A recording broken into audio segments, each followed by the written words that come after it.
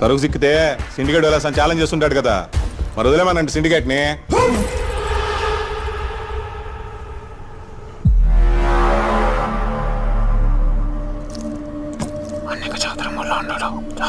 చెప్తాండ కదా అది సందనం కాదని. ఎక్కడం లేదా నీ తలకాయకే?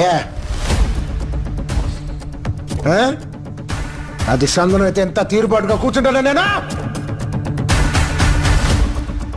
అది ఎర్ర సందనం అయితే నాకు పైసా వాటా అక్కర్లా.